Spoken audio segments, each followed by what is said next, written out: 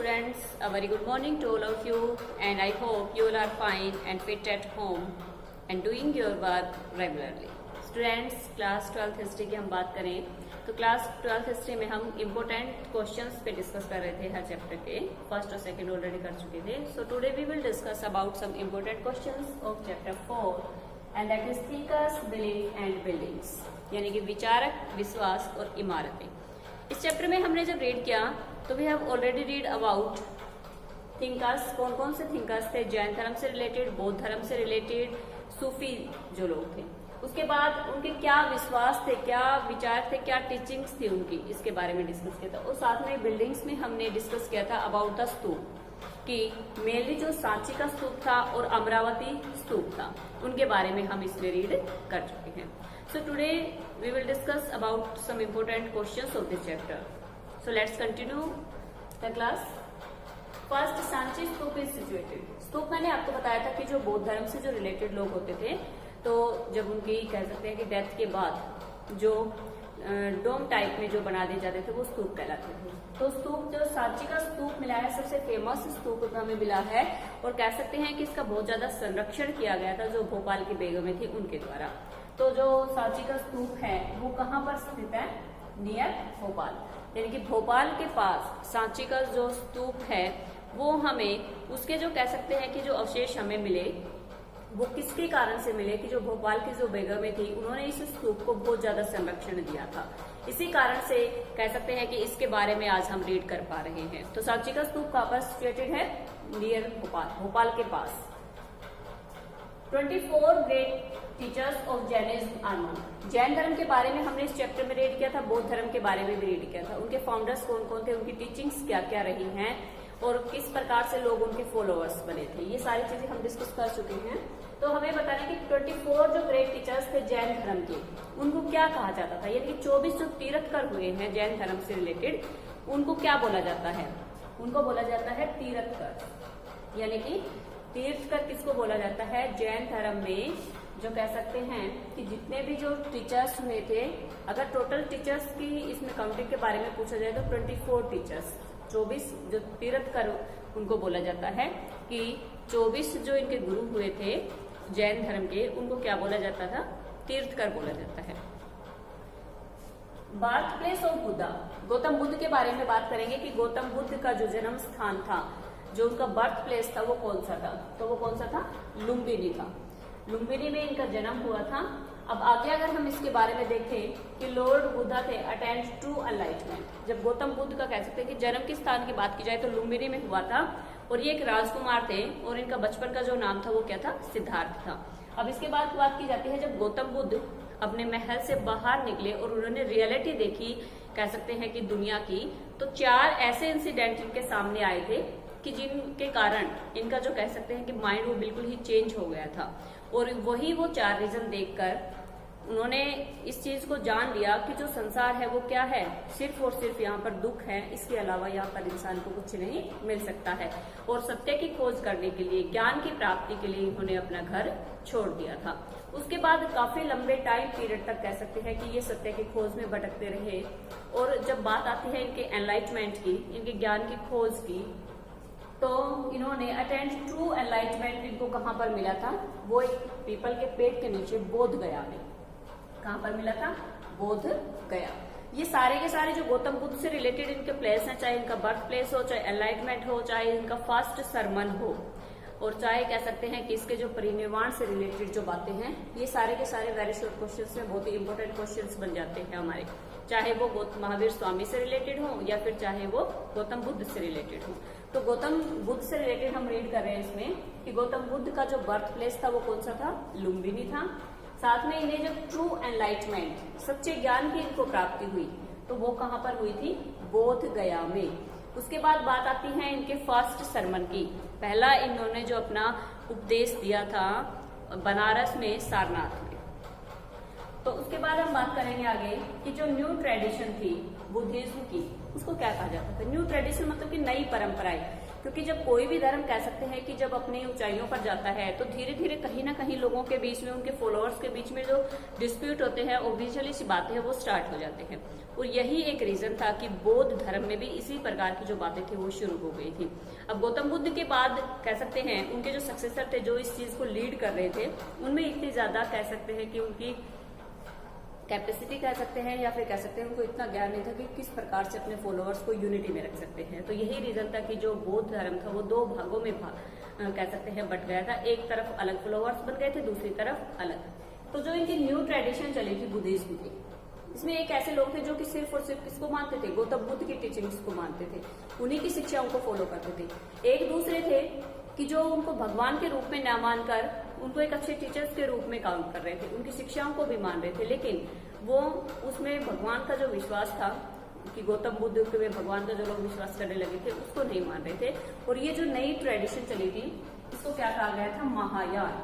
अब दोनों इनकी शाखाओं की, दोनों ब्रांचेस की बात की जाए तो दोनों ब्रांचेस कौन कौन सी थी, हीनयान और महायान। तो जो न्यू ट्रेडिशन चली थी, न्यू ट्रेडिशन का महायान, और जो कह सकते हैं कि जो गौतम बुद्ध में बिलीव करने वाले लोग थे वो कौन सी थी, हीनयान। अब बात आते हैं कि जो बेगम थे, हमने बात की सांची के स्तूप की, प्रोवाइडेड किया था उन्होंने प्रिजर्वेशन ऑफ द सांची के स्तूप को, सांची के स्तूप को संरक्षण देने वाली जो भोपाल की बेगम, मैंने आपको बताया था फर्स्ट क्वेश्चन में कि वो कौन कौन सी बेगमें थी जिन्होंने इसको संरक्षण दिया और जो आज एज इट इज कह सकते हैं कि सांची का स्तूप है आज हमारे सामने है। तो वो जो बेगम थी उनका नाम था शाहजहां बेगम। शाहजहां बेगम ने इस डायरेक्शन में बहुत ज्यादा काम किया था और उनकी सक्सेसर आई, यानी कि उनके बाद जो बेगम आई थी वो कौन थी, सुल्तान जहां बेगम। दोनों ही बेगमों की बात की जाती है जिन्होंने क्या किया था, सांची के स्तूप को संरक्षण दिया था, इसके रख रखाव के लिए काम किया था, इसकी पूरी कह सकते हैं कि मेंटेनिंग का जो काम किया गया था वो भोपाल की बेगमों के द्वारा किया गया था। उन्होंने इसमें इंटरेस्ट लिया था और यही एक रीजन है कि जब जो ब्रिटिशर्स थे वो इसकी पूरी कह सकते हैं कि स्तूप की जो आकृतियां थी, जो प्रकृतियां थी, इनकी प्रतिकृतियां थी, उनको ले जाना चाहते थे, तो इन्होंने ही उनको रोका था। और सांची का स्तूप जो एज इट इज हमारे सामने है इन्हीं के कारण। तो कौन कौन सी बेगमें थी, वो थी शाहजहां बेगम और उनकी सक्सेसर, इट मीन्स इनके बाद आने वाली बेगम कौन थी, सुल्तान जहां बेगम। अब उसके बाद बात करते हैं कि जो संघ होता था, संघ क्या होता था। संघ की अगर हम बात करें, संघ किसको कहा जाता था उस टाइम पीरियड के दौरान, तो Sangha was an organisation of monks, भिक्षु लोगों के लिए, यानी कि भिक्षुक जो लोग होते थे उनके लिए जो ऑर्गेनाइजेशन बना हुआ था, जो एक संगठन बना हुआ था, Buddhism who became teachers of धर्म, मोंक ऑफ बुद्धिज्म, यानी कि बौद्ध धर्म को मानने वाले ऐसे भिक्षुक लोग जो एक संगठन में रहते थे, जो एक ऑर्गेनाइजेशन में रहते थे, या कह सकते हैं कि जिनके रहने के लिए जो स्थान फिक्स था उसको क्या बोला जाता था, उसको बोला जाता था संघ बोला जाता था। अब संघ के बारे में हम बात कर रहे हैं तो सबसे फर्स्ट ऑफ ऑल इसमें जो कह सकते हैं जो नन होती थी, जो भिक्षुएं होते थे, उनको एंट्री नहीं करने दी जाती थी। लेकिन धीरे धीरे गौतम बुद्ध ने जब इक्वालिटी की बात लोगों के सामने रखी तो कह सकते हैं कि जो औरतें थी उनको भी प्रवेश करने की यहाँ पर परमिशन मिल गई थी। और संघ में सबसे पहले जाने वाली कह सकते हैं जो औरत थी वो कौन थी, जिसने गौतम बुद्ध का पालन पोषण किया था, गौतमी। संघ क्या था, एक ऑर्गेनाइजेशन था, एक ऐसा संगठन था जहाँ पर मोंक लोग रहते थे, जहाँ पर भिक्षुक लोग रहते थे। बाद में कह सकते हैं कि जो औरतें थी उनको भी वहां पर एंट्री की परमिशन मिल गई थी। और सबसे पहले संघ में जाने वाली जो बात की जाती है नन की, वो कौन थी, गौतमी। उसके बाद हम बात करेंगे हु स्टार्टेड जैनिज्म, जैन धर्म को स्टार्ट करने वाले, जैन धर्म को सबसे पहले या उसके फाउंडर के रूप में कौन थे। जैन धर्म के Rishabhdev was first and Mahavir was the 24th tirthankar of Jainism. तीर्थकर के बारे में हमने बात की थी कि जैन धर्म के जो टीचर्स होते थे उनको क्या बोला जाता था, उनको तीर्थकर बोला जाता था।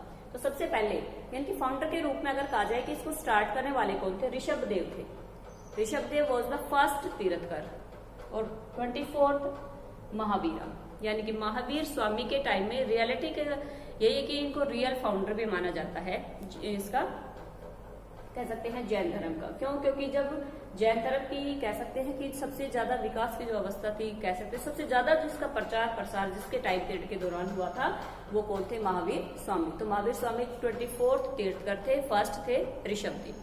अब उसके बाद आते हैं गर्भगृह किसको कहा जाता था।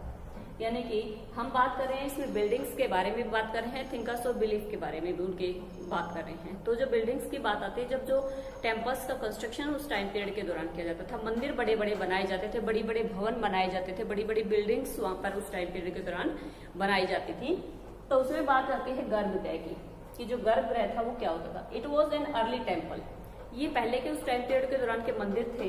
Where the image of deity was kept, जहां पर अंदर भगवान की जो मूर्ति थी वो स्थापित की जाती थी। आज भी हम मंदिरों का अगर स्ट्रक्चर देखेंगे तो एज इट इज उसी टाइम पीरियड के दौरान है कि जब हम मंदिर में एंट्री करते हैं तो उसमें कह सकते हैं कि जो अंदर एक रूम होता है, एक कमरा होता है, उसमें बड़े से देवता देवी या देवता की जो मूर्ति होती है वो स्थापित होती है। तो उसी को उस टाइम पीरियड के दौरान बोला जाता था गर्भगृह, यानी कि जहां पर मुख्य जो देवी और देवता होते थे उनकी मूर्तियां स्थापित की जाती थी, मूर्तियां रखी जाती थी, जहां पर लोग कह सकते हैं कि उनकी पूजा करने के लिए जाते थे। उस जगह को बोला जाता था गर्भगृह। अब उसके बाद बात आती है शिखर की। टेम्पल्स के कंस्ट्रक्शन की बात हम कर रहे हैं, मंदिरों के निर्माण की बात कर रहे हैं। तो शिखर क्या था? शिखर था a tall structure build over the central stain was known as shikhar. मंदिर की जो सबसे ऊंची चोटी बनाई जाती थी उसको शिखर बोला जाता था। आज भी हम टेम्पल्स का अगर स्ट्रक्चर देखें तो एज इट इज वही स्ट्रक्चर आज कंटिन्यू कह सकते हैं कि वही उसी टाइप का है। जब भी हम किसी मंदिर को देखते हैं, किसी मंदिर की बात करते हैं, तो सबसे पहले हमें उसकी जो चोटी होती है वो दिखाई देती है। उसी चोटी को क्या बोला जाता था? शिखर बोला जाता था। किस टाइम पीरियड के दौरान बात कर रहे हैं हम? एंशिएंट जो टाइम पीरियड था उसके दौरान की बात कर रहे हैं। तो ये दोनों ही चीजें हमारी किससे रिलेटेड हैं? टेम्पल से रिलेटेड हैं। गर्भगृह जहाँ पर मुख्य देवी देवता की जो फोटो होती थी उसको रखा जाता था। साथ में कह सकते हैं कि जब टेम्पल्स का कंस्ट्रक्शन होता था तो उसकी चोटी को बहुत ऊंचा बनाया जाता था, और वो इतनी ऊंची बनाई जाती थी कि दूर से ही कह सकते हैं कि लोगों को इस चीज का पता चल जाता था कि वहां पर मंदिर बनाया जा रहा है।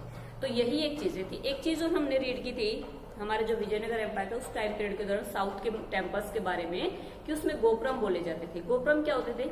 गोपुरम जो मुख्य द्वार होते थे, यानी कि उनको इतना ऊंचा बनाया जाता था कि लगभग वो मंदिर की हाइट के बराबर चले जाते थे, तो उनको गोपुरम बोला जाता था। हम बात कर रहे हैं इसमें गर्भगृह की और शिखर की। तो सबसे ऊंची चोटी शिखर कहलाती थी। गर्भगृह जहाँ पर मुख्य देवी देवता की कह सकते हैं कि जो मूर्ति होती थी वो स्थापित की जाती थी। तो स्टूडेंट्स, चैप्टर 4 से हमारे वेरी शॉर्ट क्वेश्चंस हमने रीड किए। सांची का स्तूप कहां पर स्टैब्लिश था? भोपाल में। संरक्षण देने वाली बेगमें कौन कौन थी?